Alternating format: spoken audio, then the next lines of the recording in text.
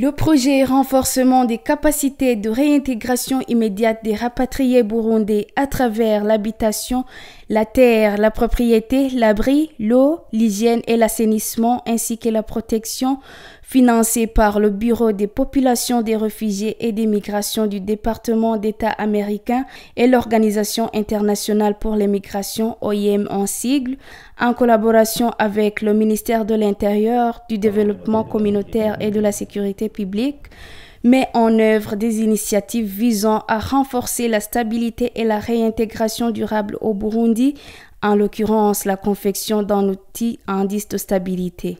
C'est dans cette logique qu'un atelier de validation des résultats de l'indice de stabilité confectionné et son application pour l'amélioration des solutions durables au Burundi a été organisé en mairie de Bujumbura en date du 12 au 13 décembre 2024.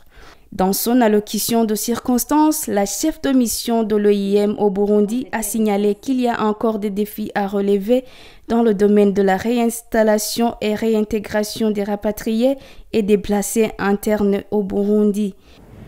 Depuis 2017, le Burundi a accueilli plus de 252 000 rapatriés. Et en août 2024, 800 000 PDI, dont 7% de rapatriés devenus PDI, ont été recensés. Parmi eux, 93% ont été déplacés par des catastrophes naturelles, reflétant la vulnérabilité des communautés face aux aléas climatiques.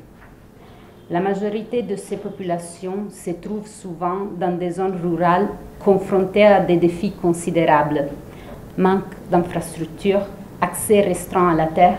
et moyens de subsistance limités. Dans ces contextes, et après des consultations approfondies avec les autorités nationales, les ONG et les acteurs humanitaires et de développement, l'OIM a développé l'indice de stabilité en 2022,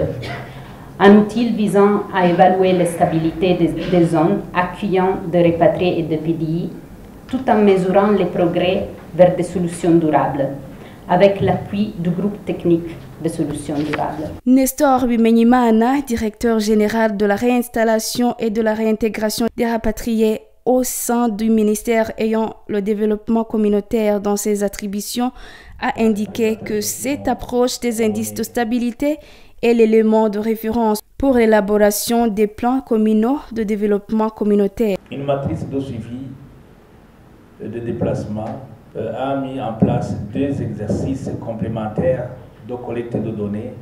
Et ces données ont beaucoup été indispensables, surtout dans la phase d'élaboration des PCDC pour les communes, tout en soulignant qu'aujourd'hui nous disposons 42 communes dans le nouveau découpage administratif. Ces résultats des indices de stabilité ont été éléments moteurs pour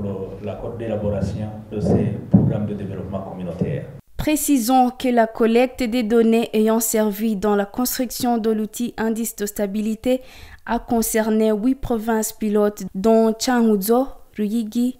Muyinga, Cibitoke, Bubanza, Rumonge, Rutana et Kirundo.